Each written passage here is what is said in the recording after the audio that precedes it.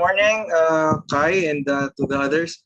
Just a few questions to Coach Tab. First, Coach, Kai has said, yeah, he has reaffirmed his commitment to the Gilas Pilipinas program. Obviously, he said earlier that he's going to play for the OQT and for the FIBA Asia Cup. What's the extent of this commitment? Will that also apply for the third window this June? And when will he come to join the Gilas team pool when it comes to the trainings?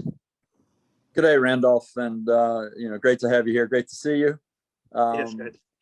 These are things that we're discussing with Kai and his management group, and obviously there's a tremendous commitment on everybody's part to make everything work.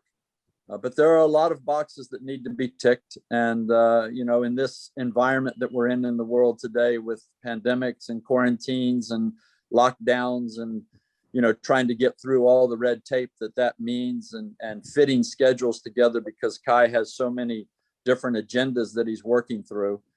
It isn't easy, but everybody should know that everybody has the best intentions to make it work. And most importantly, Kai has a passion for playing for Gilas. So without being able to give you specifics, you just have to know that we're all working towards that. And final dates, final decisions, they haven't been made. So there's really nobody that can give you those. This is all very fresh, what we're talking about here. So with the Adelaide group, with East West, with Joel, and with SBP, we've got to get our heads together, and we've got to do what's best for Kai first. And Kai's got to drive his own agendas, and with his own passion for playing for the country and securing his future.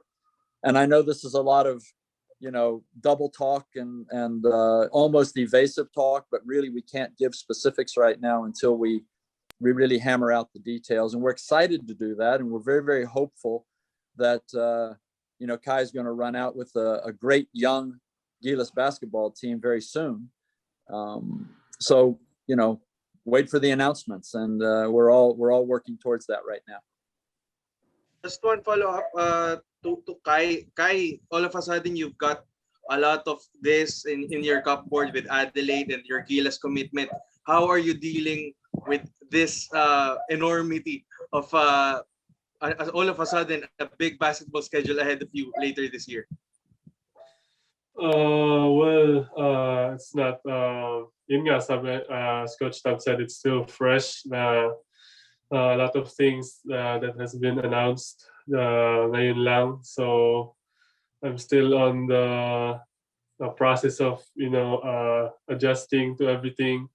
Pero after lang lahat ng yan, I'm still here focusing lang ako sa pag-training ko dito sa Miami, and mag-focus lang ako dito, and kung ano man mangyari sa mga susunod na mga araw, susunod mga weeks, paghahandaan natin. So,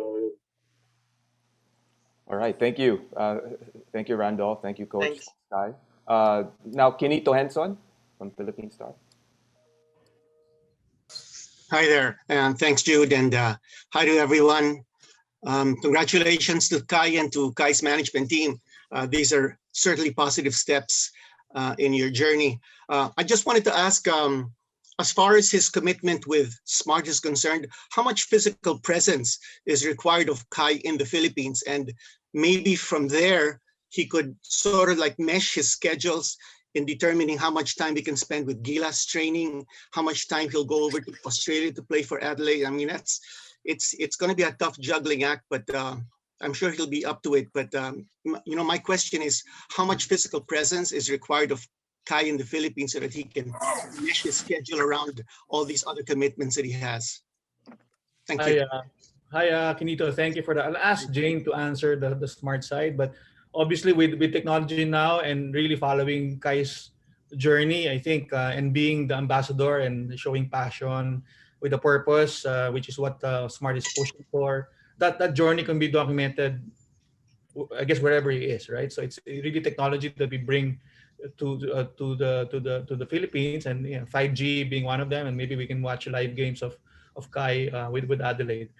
But I think for me also to add to what Tab said, I think in terms of the commitment to Gilas, obviously Kai's heart is and he said it, that he wants to really put the flag on his chest and really represent the country. But we'd also want him to not come in too late. I mean, at the end of the day, I think the reason why we embarked on this cadet program is really to have some sort of continuity, and we can practice longer together.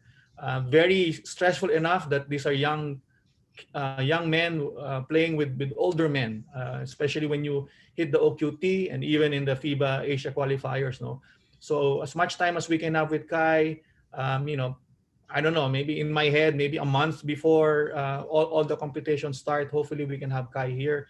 And of course, there are aspects of Smart that we will have to do with him. But really, as much time as he can join us, and it's gonna be a long stretch. It's gonna be starting in June, as you know, the hosting in Clark here, which is the FIBA Asia qualifiers, and then soon after we leave for OQT in Serbia, late June to early July, and there's another window in August, for FIBA Asia. But really, initially, the first two tournaments are critical for this program, and I think for the sake of Kai and also for the sake of the team, we'd like them to be together longer than shorter. So hopefully a month at least.